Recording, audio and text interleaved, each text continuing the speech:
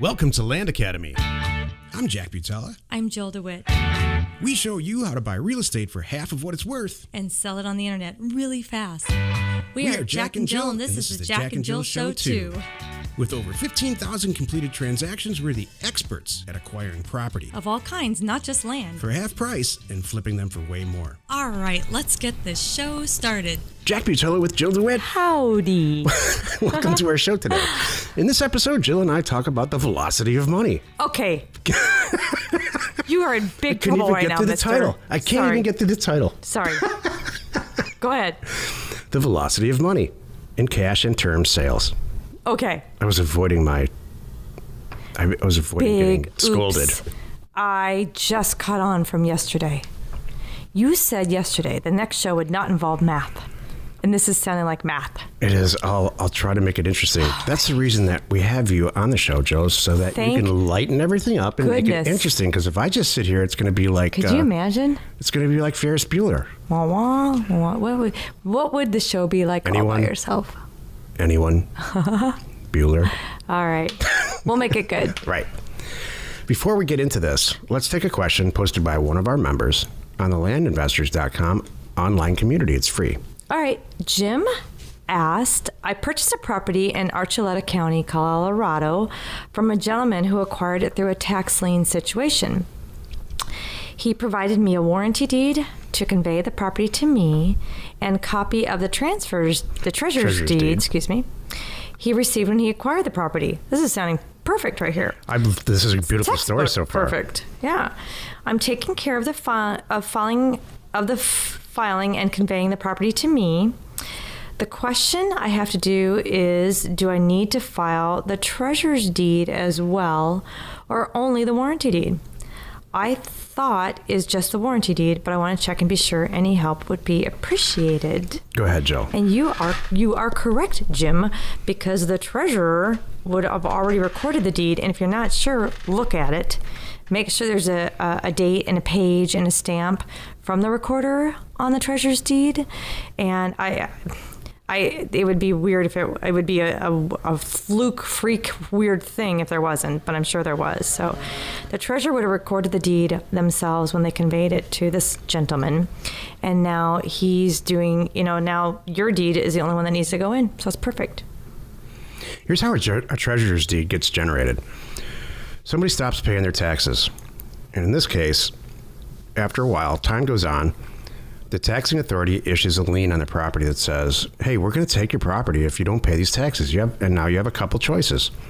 You can pay the taxes, or you can continue to blow us off. If you continue to blow us off, so we're going to open this lien to be purchased by somebody, and they can foreclose on your property, and then they can own it. You can choose to pay, or you're going to lose your property. And then every state's different, every county's different, but those are the two things that happen. In this case, the guy's probably dead. Most tax liens are because people died. And the estate just doesn't care. Mm-hmm. So somebody purchased a tax lien and they went through the foreclosure process.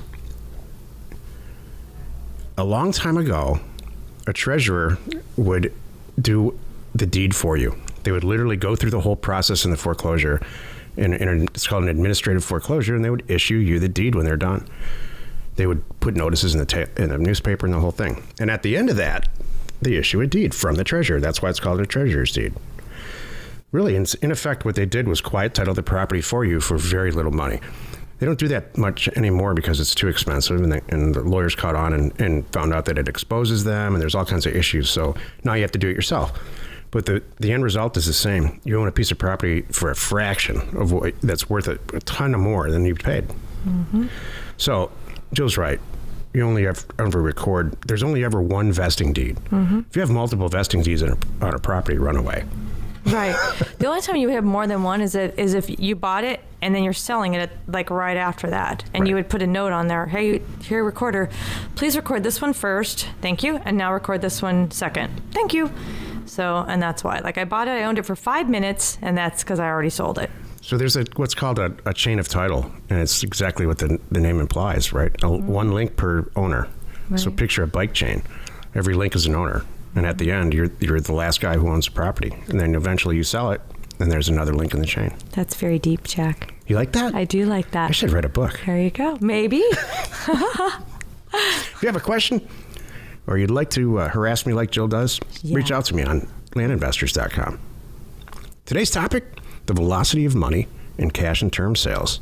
This is the meat of the show. So are you just picking things that I can just kind of not be a part of this week, which is okay. I'm just kidding. I don't know why these are all so serious. Yeah, I can tell when I sit down. It's true. When I sit down and come up with the topics, and you sit down and come up with the topics, or together we come up with the topics. Here's an example of a topic that Jill would come up with. Uh-oh. Let's stay motivated together! Exclamation point. I would not. You're such a stinker.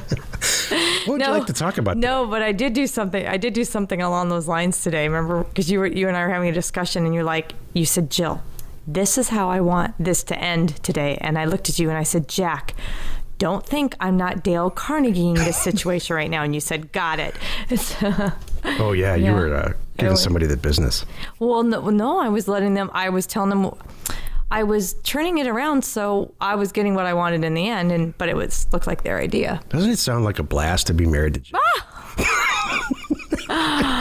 What she does is she gives everyone just enough rope to hang themselves. Well, Jack. Jack, I don't need to give you much rope. It's already around my neck. Stop.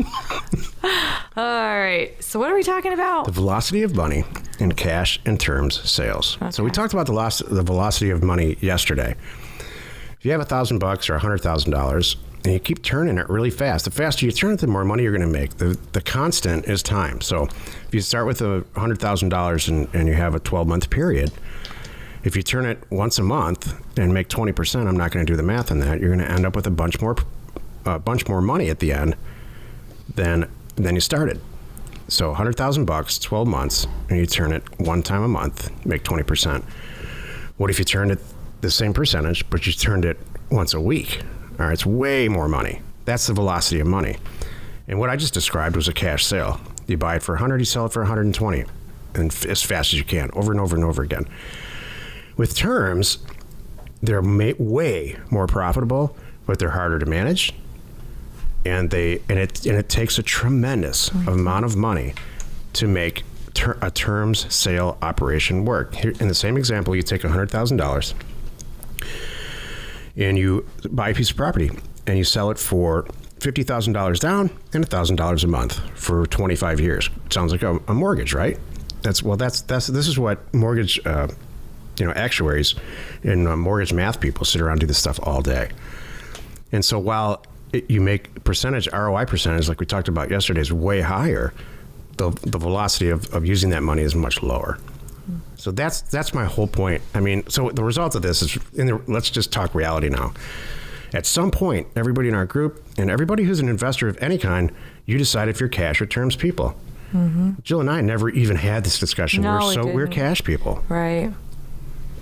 My sister, just building up that big account. My little sister buys a ton of rental property, and she's the kind of person where there's a lot of crap in her garage. She doesn't throw stuff away. And if you saw our garage, there's nothing in it at all. That's true. So she likes to collect rental properties, and she puts the money in, she buys cash, and she enjoys the checks coming in forever. That's true. And a fantastic ROI, I might add. Mm-hmm. That's just not how it's just a personal preference. Mm-hmm. Right? Right. She's building a legacy and not a liability, too, by the way. That's right. Uh-huh. That's probably where that came from. Maybe. It all ties in. It does. 3 shows later. I have to tell you this. Right now, Jill's planning to have a very large party at our house, so she's not thinking about these shows at all. No. She's thinking about, is there dust under the couch? No. I forgot. No, that's not what I'm thinking about. Are you excited? I am excited. I'm very excited. I'm ready to go play and have fun. I know, me too. People are rolling into town. It's going to be fun. Hey, if you want to play, let's end the show. We could. Join us in another episode. Shortest episode ever. Where Jack and Jill discuss how to use information, that's me. And inspiration, that's me. To get just about anything you want. We use it every day to buy property for half of what it's worth and sell it immediately. You are not alone in your real estate ambition. I was going to try to say something funny in there, and then I spaced. I was going to talk about trying to make the math conversations not so painful and shorten them, but they're important. I know math is important, Jack.